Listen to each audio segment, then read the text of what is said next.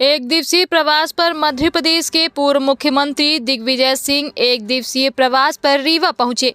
स्थानीय circuit house में पत्रकारों से चर्चा करते हुए भाजपा पर जमकर प्रहार किया। उन्होंने कहा कि वो लोग अधर्मी हैं जो शंकराचार्य जी को चुनौती दे रहे हैं।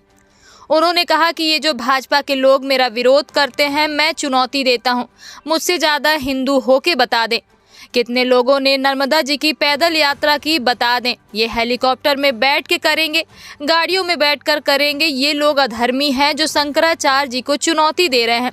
लोग धर्म विरोधी हैं, इसलिए हम इन पर विश्वास कभी नहीं करेंगे। अयोध्या में पूरा निर्माण हो जाएगा, उसके बाद हम दर्शन करने जाएंगे।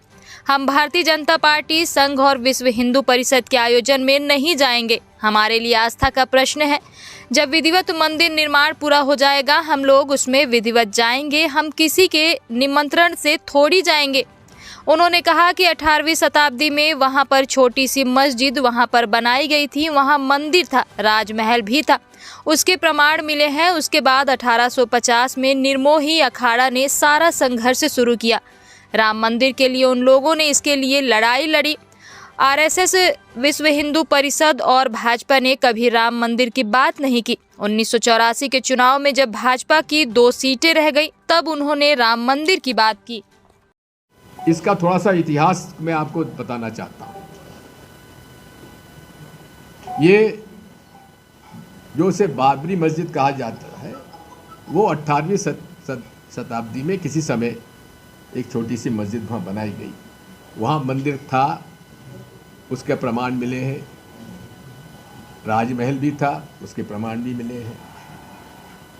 और उसके बाद 1850 से निर्मोही अखाड़ा, जो कि हनुमानगढ़ी में रहते थे, निर्मोही अखाड़े ने सारा संघर्ष शुरू किया रामलला मंदिर के बारे में, जिसे कि गोरखनाथ, हमारे जो मठ है, उसके आदित्यनाथ जी के पूर्व गुरु, उन लोगों ने और निर्मोही अखाड़ा ने ये लड़ाई लड़ी पिछले 150 साल में।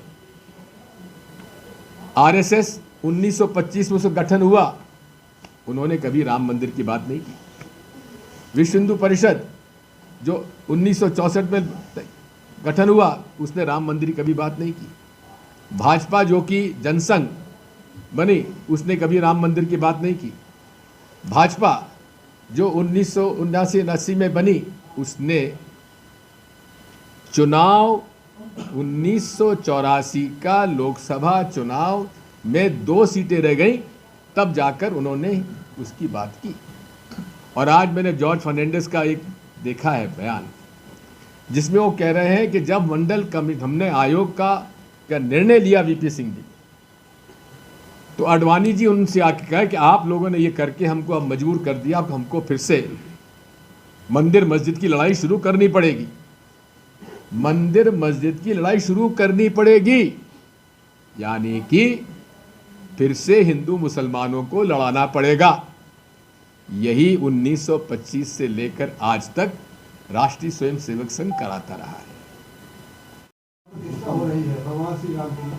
क्या आप वहाँ जो है इसका समर्थन करते हैं? सुन लीजिए, पहली बात तो मैं जहाँ मेरा जन्म हुआ है, नगर का नाम है राघवगढ़।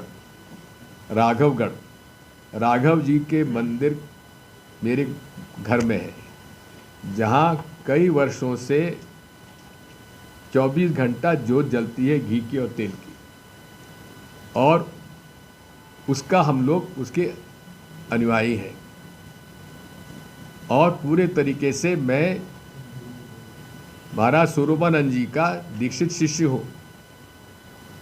साथ में ये जितने भी भाजपा के जो लोग विरोध करते हैं, मेरा संघी विरोध करते हैं, मैं चुनौती देता हूँ कि मुझसे ज़्यादा हिंदू होके बता दें। कितने लोगों ने नर्मदा जी की यात्रा की, बताओ जरा। पैदल, हेलीकॉप्टर से करेंगे, गाड़ियों में बैठ करेंगे, चले ना पैदल।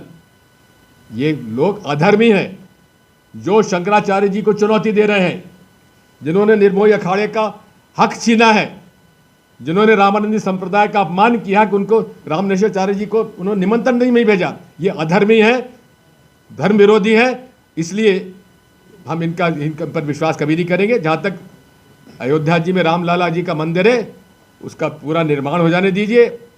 उस पर कलश चढ़ जाने दीजिए, ध्वजा चढ़ जाने दीजिए, दर्शन करने जाएंगे और सबके साथ चलेंगे। लेकिन देश ने केवल इतना ही कहा है कि हम भारतीय जनता पार्टी, संघ और विश्व हिंदू परिषद के आयोजन में नहीं जाएंगे।